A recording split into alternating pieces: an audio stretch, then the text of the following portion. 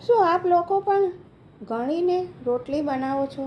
તો આજે જ છોડી દેજો, નહીં તો ઘરમાંથી સુખ સમૃદ્ધિ ચાલી જશે.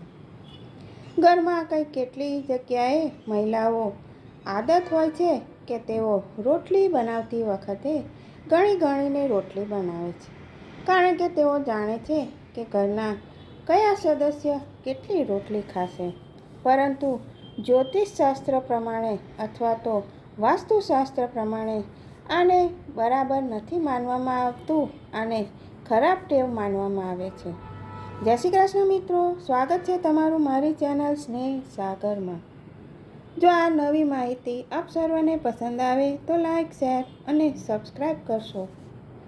ગણીને રોટલી બનાવવાથી એવી માન્યતા છે કે આ સમયમાં ઘરમાંથી બરકત ચાલી જાય છે અને બરકત જવાથી સુખ સમૃદ્ધિ પણ ચાલી જાય છે.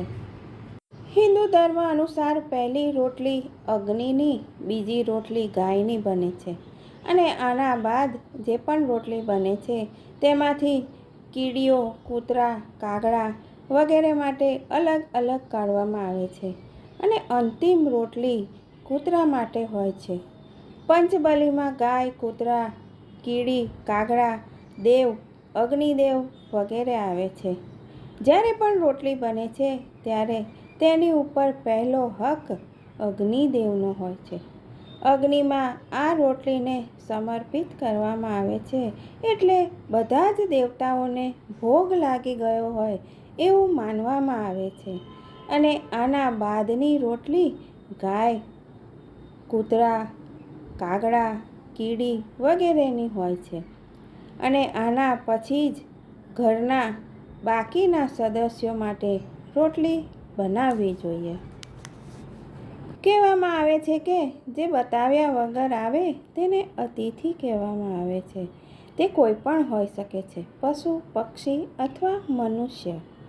અતિથિને પણ દેવતા માનવામાં આવે છે.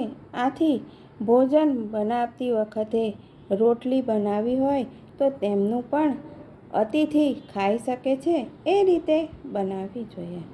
એટલા માટે માનવામાં આવે છે કે રોટલી બનાવતી વખતે 1, 2 કે 3, 4 જેવી રોટલી વધારે બનાવવી જોઈએ.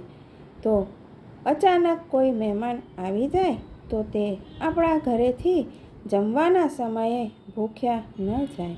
એટલે માતા અન્નપૂર્ણા હંમેશા પ્રસન્ન રહે છે અને તે ઘરમાં સુખ સમૃદ્ધિ આવે છે.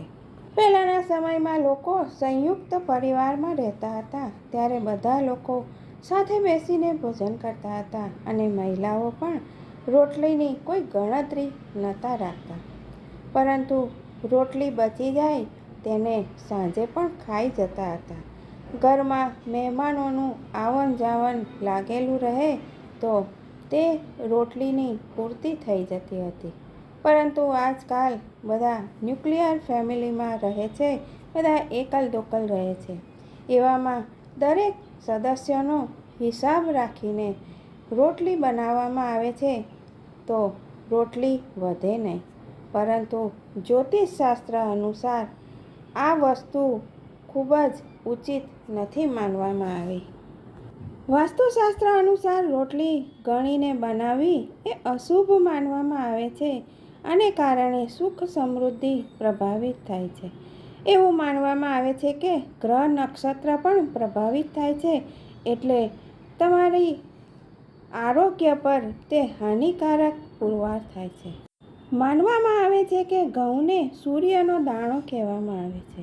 સૂર્યને કારણે જ વ્યક્તિનું જીવન પ્રભાવિત થાય છે.